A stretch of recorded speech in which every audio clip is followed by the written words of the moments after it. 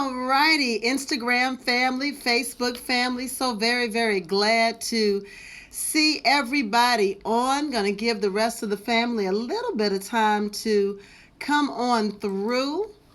And we're going to have a short chat tonight. It's not going to be anything that's long. I know many of you all are on the East Coast, and in being on the East Coast, it's 9:30 at night, so you have to get ready for your life on tomorrow. And so because we have children, and so because many of our children are being affected by the things that have been revealed with Dwayne Wade's son, there is a question that we all have to look at and we have to ask. And so we want to be able to understand, and the topic here tonight is, could your child really talk to you if they were being molested? Could your child really talk to you if they were being molested? So, have you set up the type of environment where your child would feel comfortable having that conversation with you? So I first want to apologize to all of my family members who I might make uncomfortable by, I love you too, beloved, by doing this video. I don't hide my family secrets. I don't hide my life. My life is actually an open book. Because you see, you can't hide family secrets and break generational curses at the same time. I'll say that again. You can't hide family secrets and break generational curses at the same time.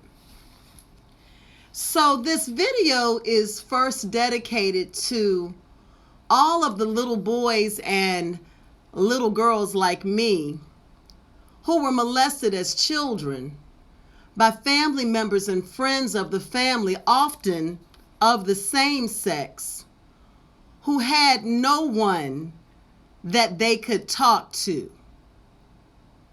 This video is also for every teenager who had the experience of molestation as a child and still to this day are afraid to tell their parents. This video is for every man and every woman who was ever molested, who has made the decision to live their lives as homosexuals or lesbians because there was no one there to protect you, no one for you to talk to, and no one to help you process through the trauma that you experienced when your portal of innocence was severed without your permission. On behalf of your village, I apologize. We failed you. We didn't create an environment where you could share your truth without being chastised, without being ridiculed, without being called a liar, without being blamed, and without being shamed. I would ask that you press the share button because somebody needs to hear this, because you would be surprised how many of our friends are walking around functionally illiterate because of the type of hurt that they are covering up and trying to look as though everything is okay. So again, on behalf of your village, I apologize. We failed you. Please forgive us. This video is for the children that are currently being molested. The ones who have heard their parents say the cruelest words about how they hate homosexuals and lesbians and how they wish that they would die.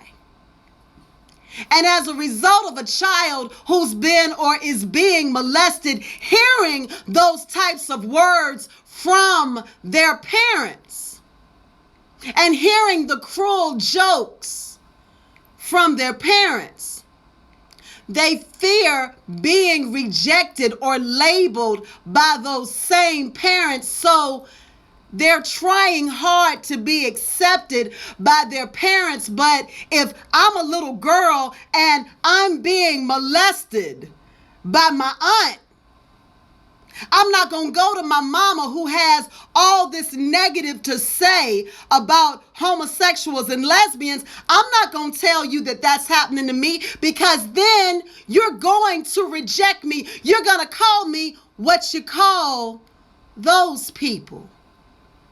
So I'm going to keep letting it happen because I don't want you to reject me, mama. I'm going to let it keep happening because, daddy, I don't want you to reject me.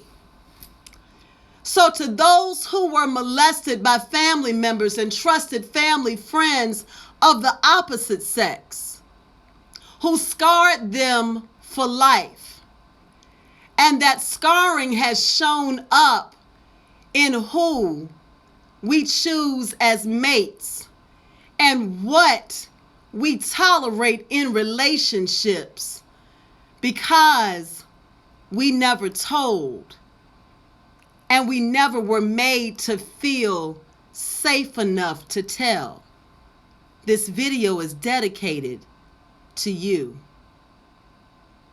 And finally, this video is dedicated to the parents who see the signs in their children and who keep telling themselves that they are just going through a phase and they're going to grow out of it, without creating a safe environment for a more difficult conversation. Because see, when I create the environment for that difficult conversation, if I have talked all this trash about how I hate homosexuals, and then my little boy says, daddy, uncle so-and-so, granddaddy, somebody touched me, and I don't know how to process the feelings that I'm feeling,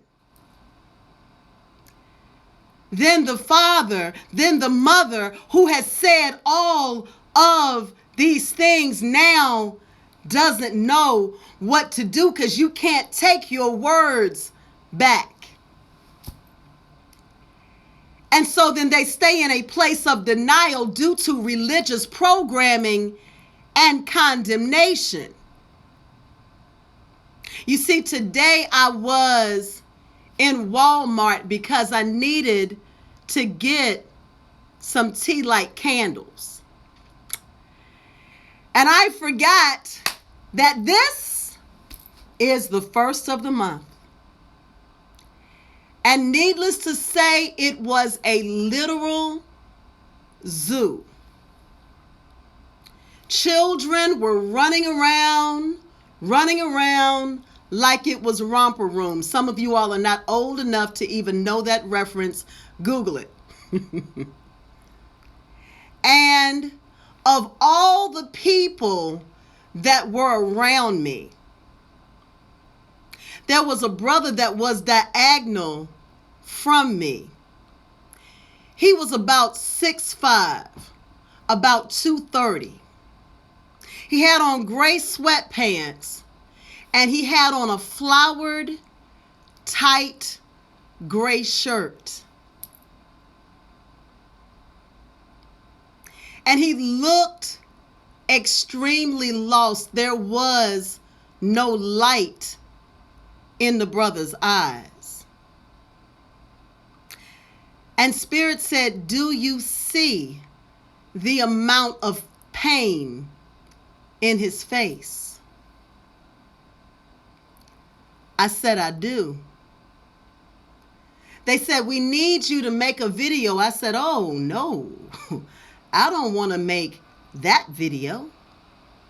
I definitely don't want to make that video because of all I had to go through to process my hurt and my pain after being molested by a female family member beginning at the age of 4. And of not feeling safe enough when I finally got the memories back, because the Most High was so kind to me that I was able to block the memories. And then they all came flooding back one day.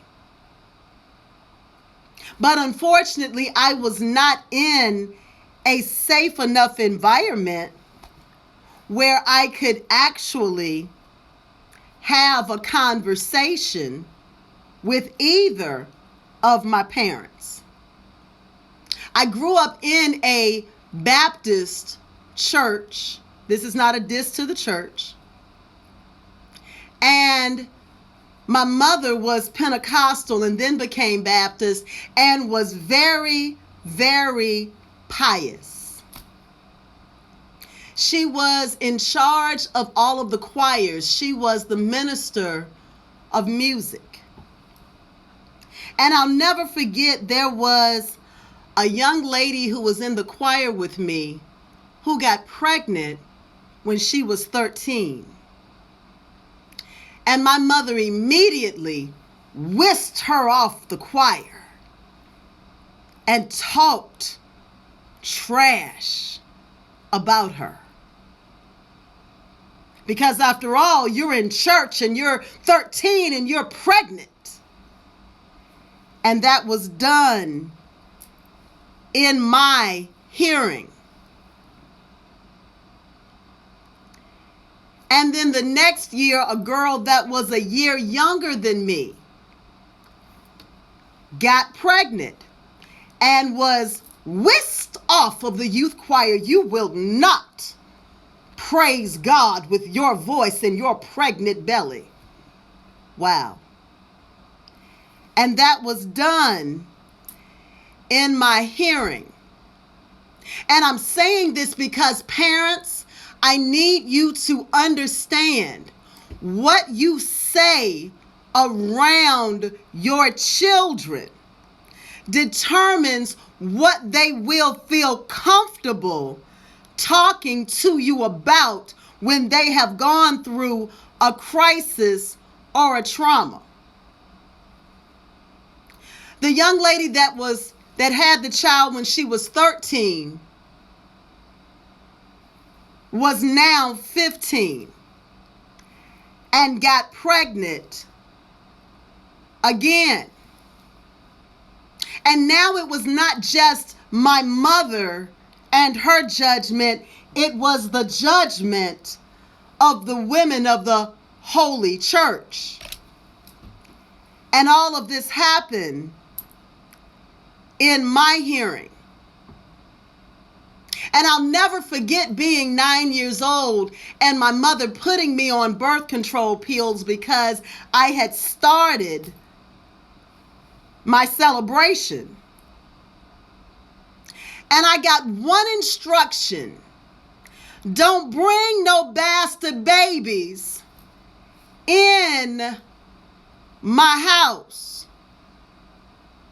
Don't bring no bastard babies in my house. Many of you all had the same type of experience. And I know because I'm a counselor. And so what I thought was strange in my growing up, I then learned was extremely familiar.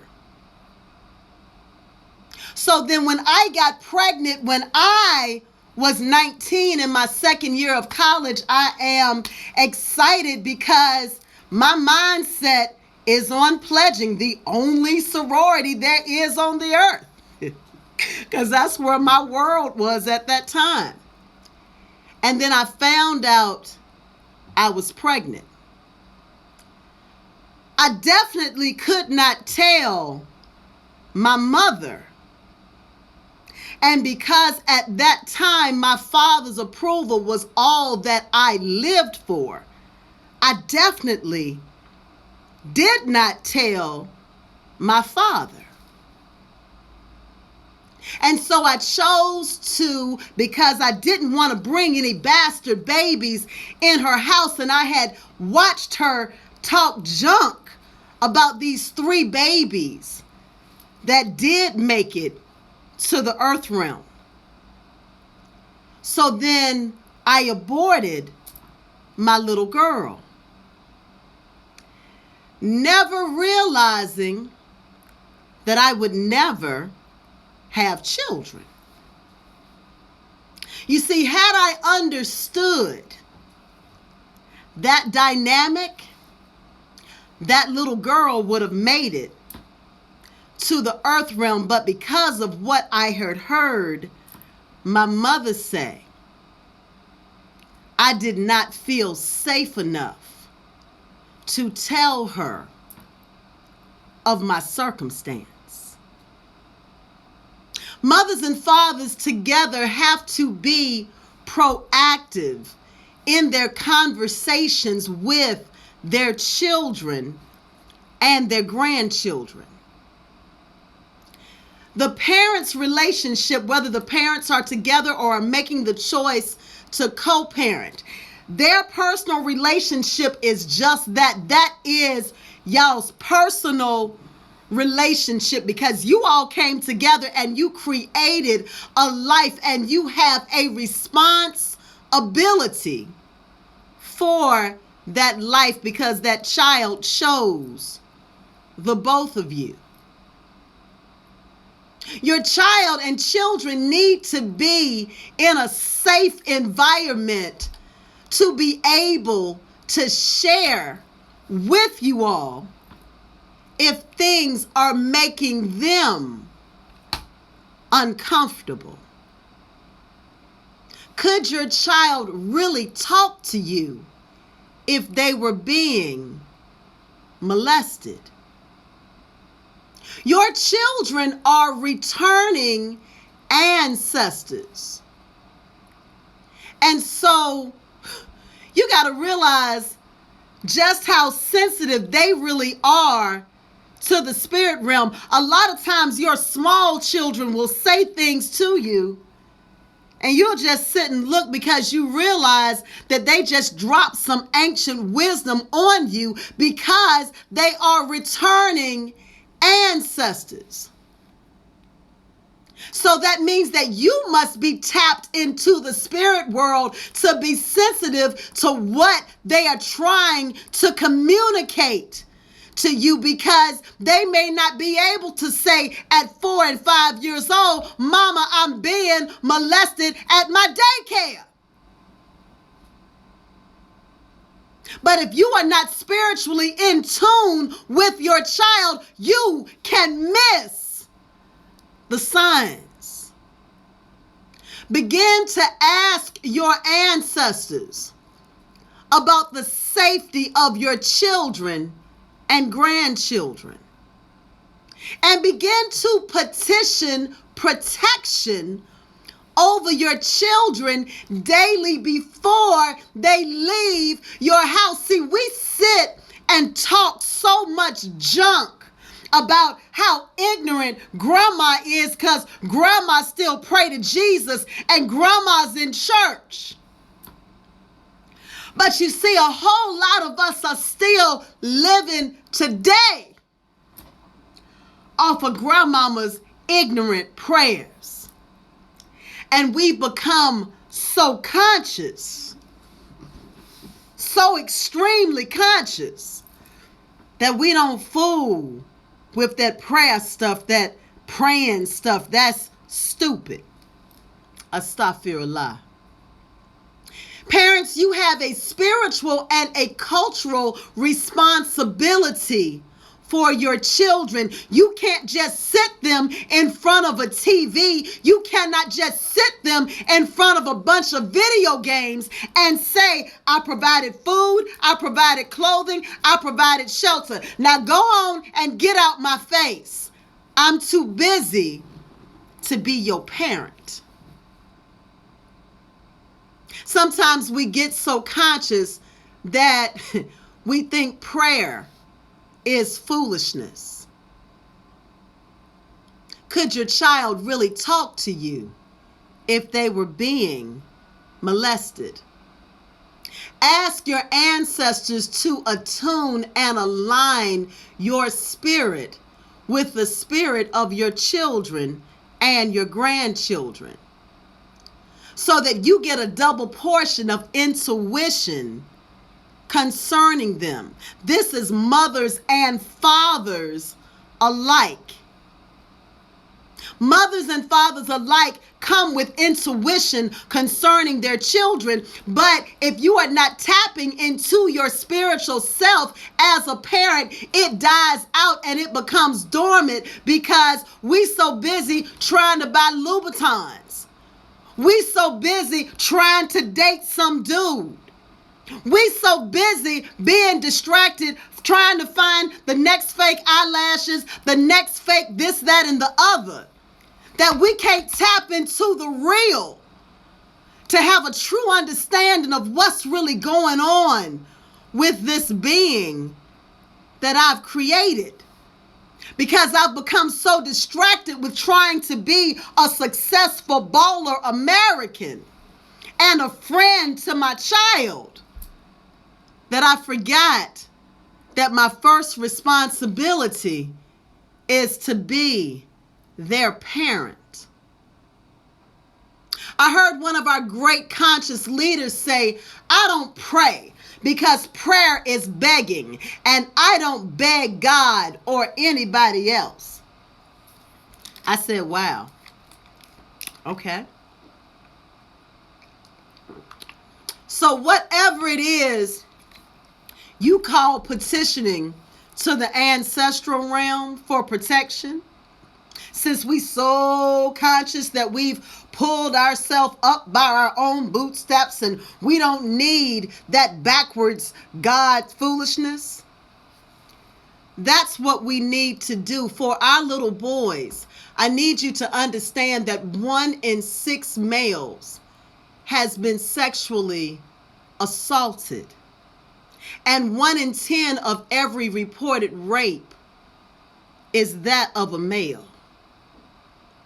Having regular family discussions about any concerns so that talking to the family as a family is the norm instead of a consequence of something being wrong.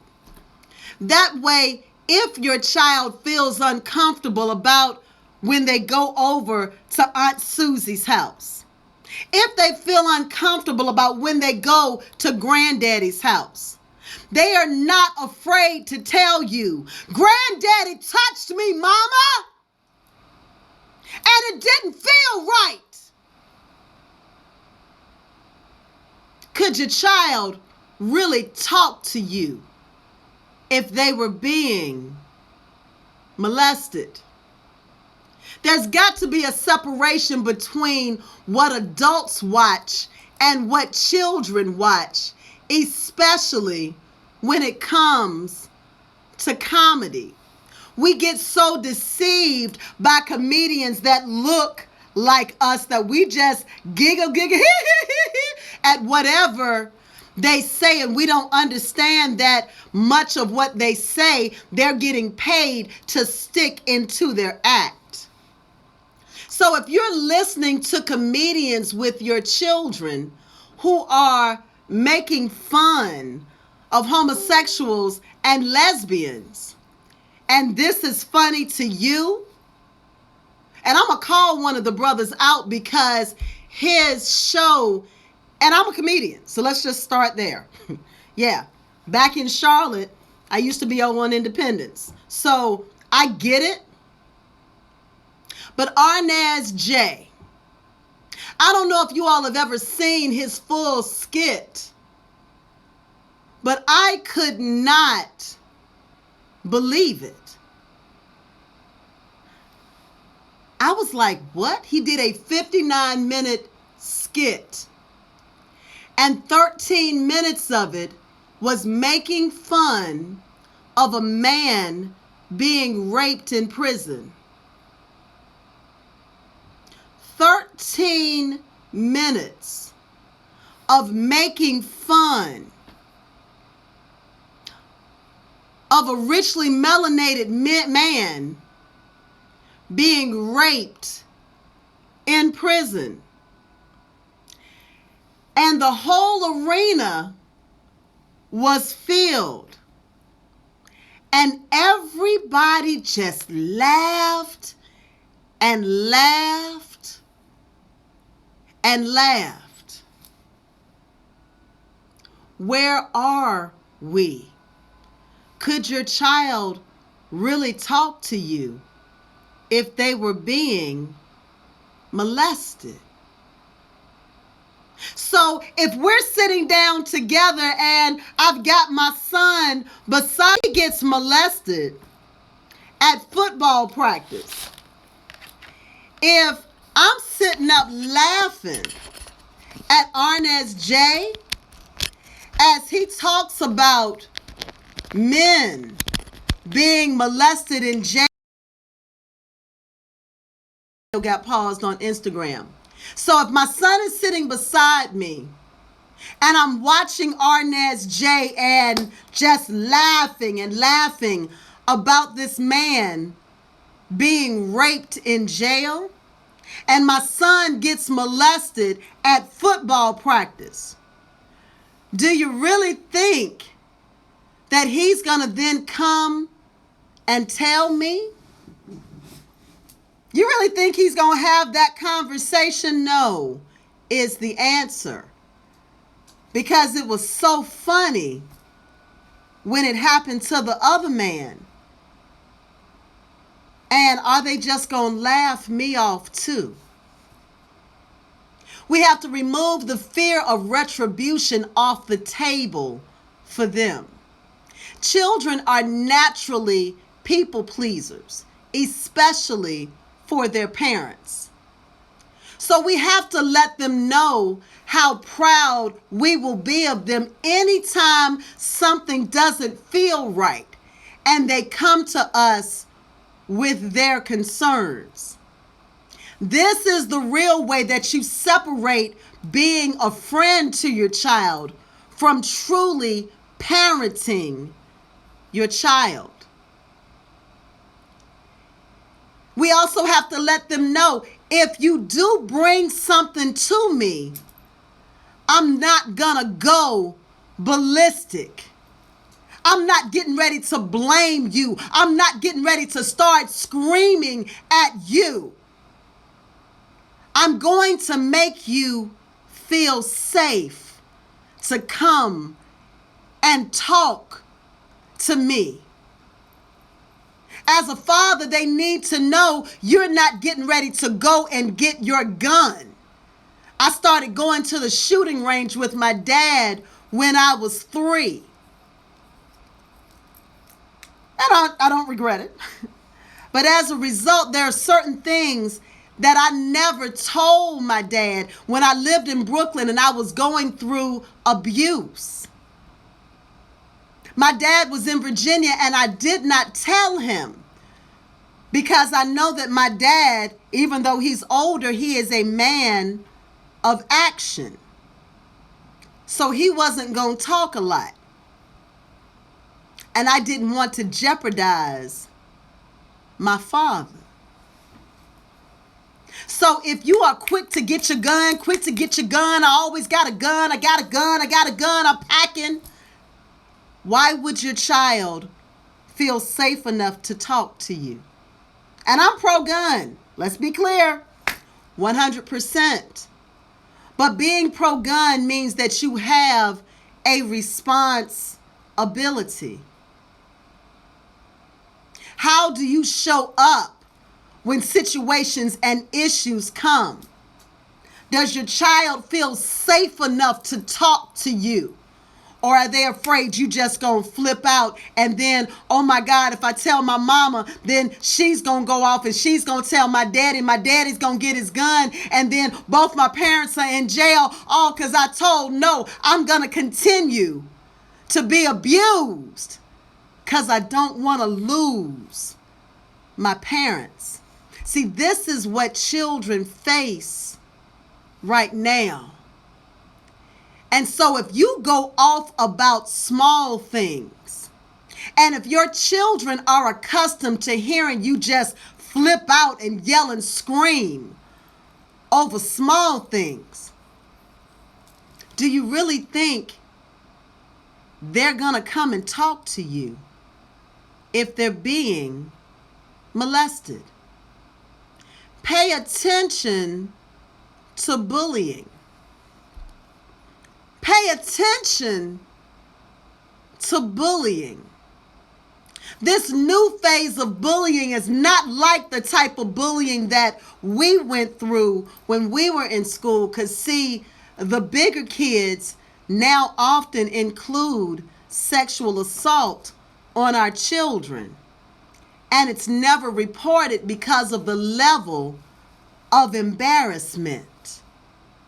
It's never reported because of the level of embarrassment. The child is too embarrassed to tell, yeah, I got bullied, but they also pushed me up in those lockers and I was sexually assaulted.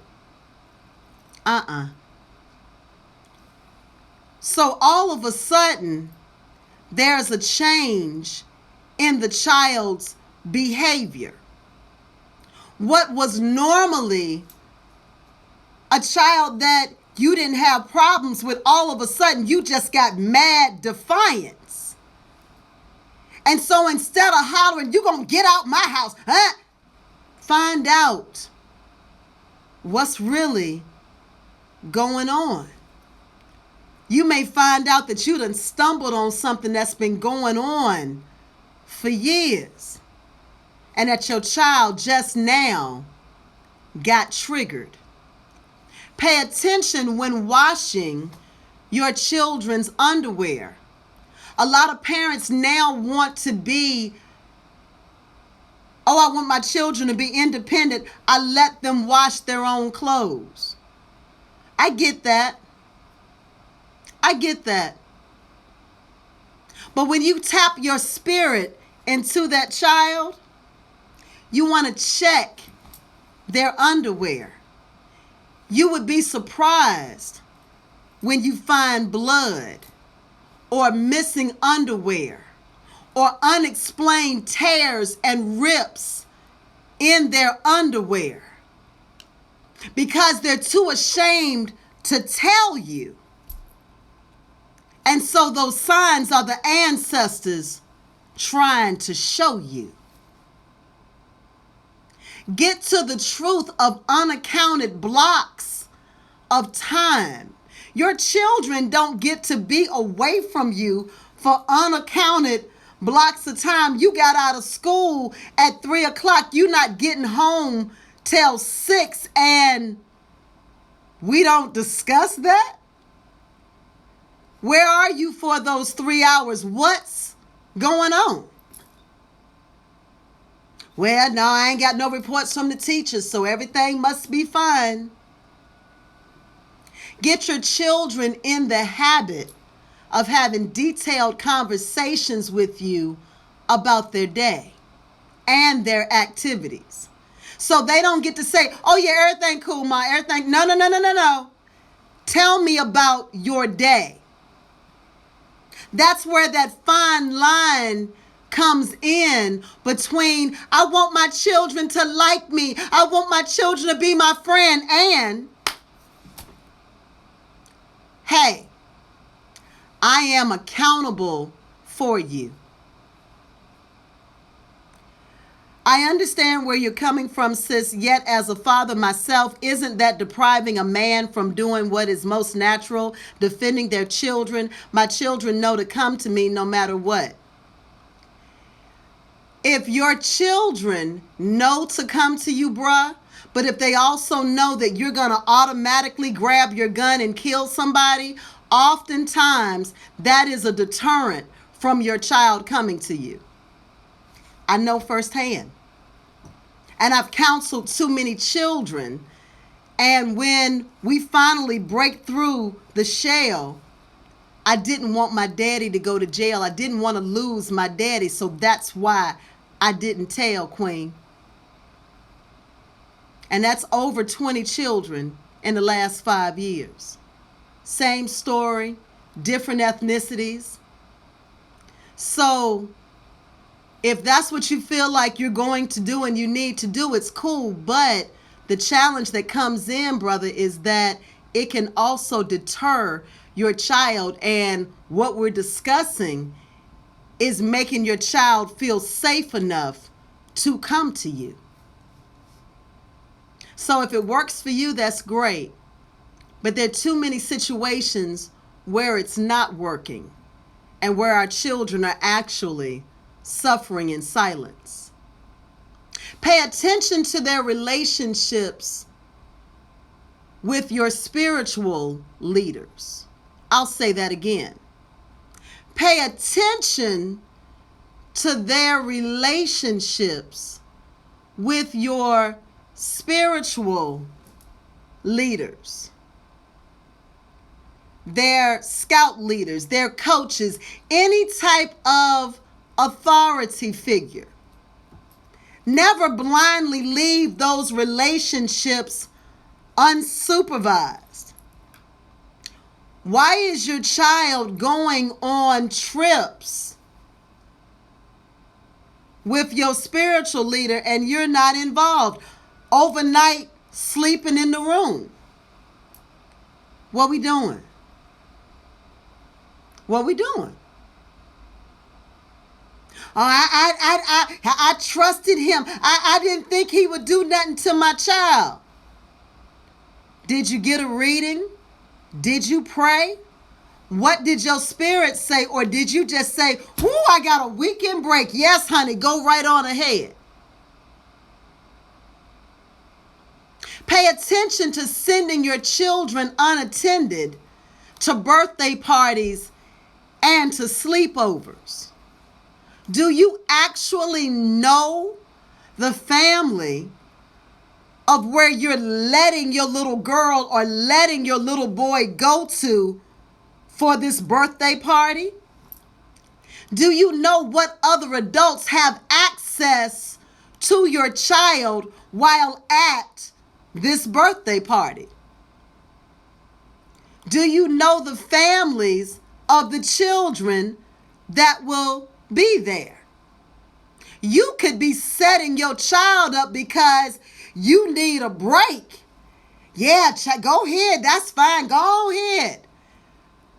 And so if your child comes up missing or something happens, what do you actually say to the police? I didn't really know him. It was a child's birthday party, so I just let my little girl go over there. Pay attention to sending your children to the store alone. Iamatep Desmarie. Pay attention to sudden changes in behavior or sudden defiance from children that are not straight defiance. Pay attention. And so this is all about us as a village. If you start to see things that don't quite add up in one of your friend's children, if you're a real friend, you won't, I ain't feel like it was my place. I ain't really want to say nothing. I saw that, but I hate those people. And you're not a real friend. You're a false friend.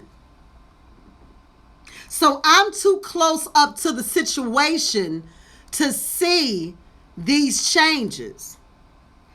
And you see it and you don't say nothing. You didn't say nothing to me.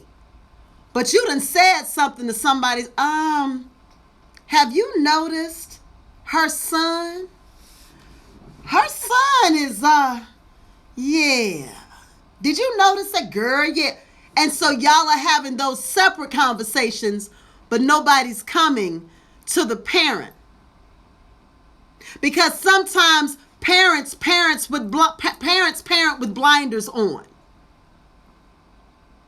And that's why you as a friend are a part of that family's village. Because the parents may not know what they're seeing. Many of us that were molested can see a child that's being molested and spot it a mile away. Whereas people who have never been molested, they can't see it. I can look at a child and I can see it. I can see that spirit that's left on that child. So a lot of times we become resentful when we've been molested, but we don't realize a lot of times we become protectors so that other children who may not be as strong as we were don't have to go through those things. When your child gets invited to things and it just don't feel right in your spirit, tell them no. They will get over being angry with you. But when you're in parenting wars and you're trying to show up as the good parent, so we're doing good parent, bad parent, the one who suffers is your child. And so if your child has the conversation with you and you realize that they're not lying, and you realize they got enough detail and we have a problem, go to your local authorities and report the molestation. Do not approach the molester yourself. Shoot, Queen, you crazy. Right. First of all, do you actually think that the molester gonna be like, yeah, I raped your son? Yeah, really? Really? No. And so you all over there, all in your emotions, probably packing. You are all that your child has. So if you are over there in your emotions, doing what the authorities' jobs are, because I'm the father and that's the way I handle stuff. Okay. And so when you handle it, and now you have a murder charge, what do? Your child, again, is unprotected. Your child, again, is unprotected because you decided to handle it yourself. So we have to truly ask ourselves, could my child really talk to me if they were being molested? When I look at my actions, when I look at how I'm showing up as a parent to my child, am I so busy trying to be the cool parent that there is not a clear delineation that keeps them from being able to come and talk to me as an adult? Where does that coolness then be different? Go be cool with your men friends. Go be cool with your women friends. But you don't want to be cool with your children. You want your children to love and respect you because you can't be their friend and be their parent at the same time. It simply doesn't work. Because see, when we in friend mode, I'll never forget, there was a conscious teacher and she was blazing with her son. And I just sat there like, wow. Okay. And then her daughter stood up in her face. Her daughter was 12 and she was like, you know what? I hate you. And I just sat there in shock. And the mother started crying. And, I'm just kind of I'm looking down like, I don't want to be a witness. I don't want to see it. Because I knew that there was going to be some type of discipline. No. I'm busy smoking weed with your brother. You say you hate me, and so I'm just going to cry. Wow. So we have to pay attention to how we are showing up. Well, Queen, I still got to have a life and everything. I had my kids young and I got to live. You have a responsibility to that life that you brought into this earth realm. You have a responsibility to protect them. And part of protecting them sometimes is protecting them from your need to be accepted by them. If you know that you as a parent need counseling, if you know that your child needs counseling, go to my website, www.healatlanta.com.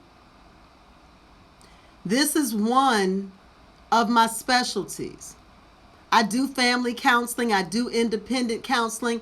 I do all of that so that we can heal as a community. Because you have a lot of sisters that are dysfunctional in relationships because while we're staying on the phone all night long building these relationships, we don't have the conversation. Bruh, I got molested when I was a little girl. We don't have the conversation, and brothers don't tell us, listen, I have some challenges, sis. I got molested when I was 13. And so I may not be okay. There are certain things you can't do to me because it brings back that memory. We don't have those conversations. We don't build and get to know each other. So if you've been molested and he's been molested and there's been no treatment to that trauma, then when you come together, all of that trauma comes together into that child. But we don't want to wait to have sex. I need to do it. I need to see if she's worth it. Before I get my feelings in it, I need to go ahead and get it real quick.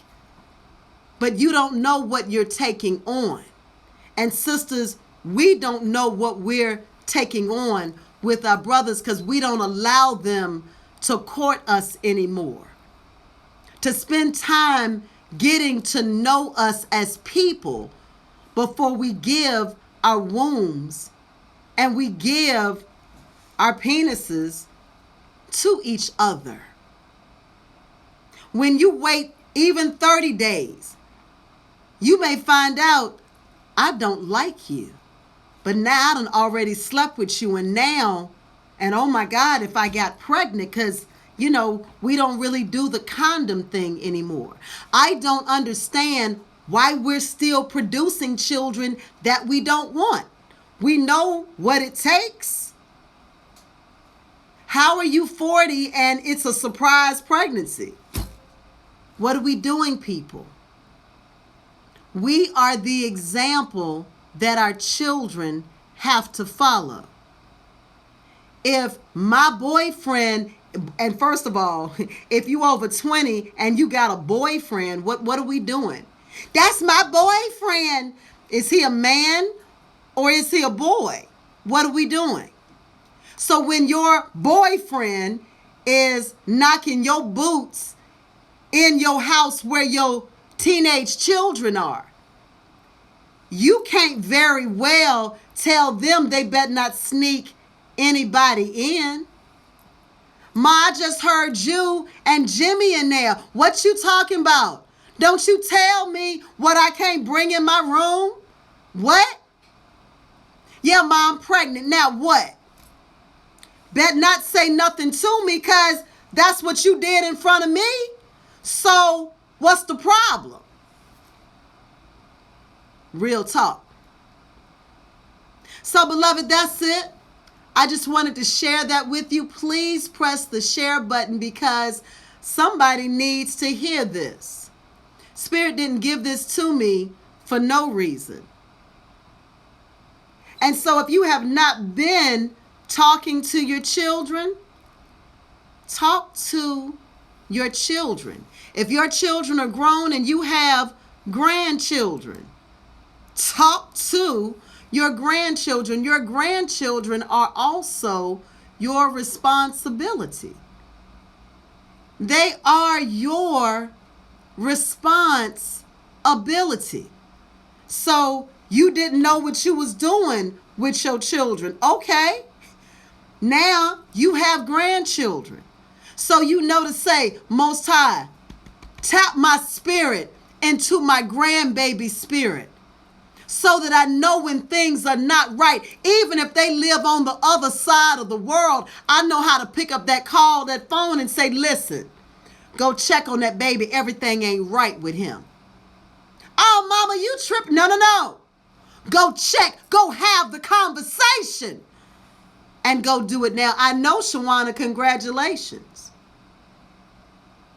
So with that, I thank you all for giving me your ear today.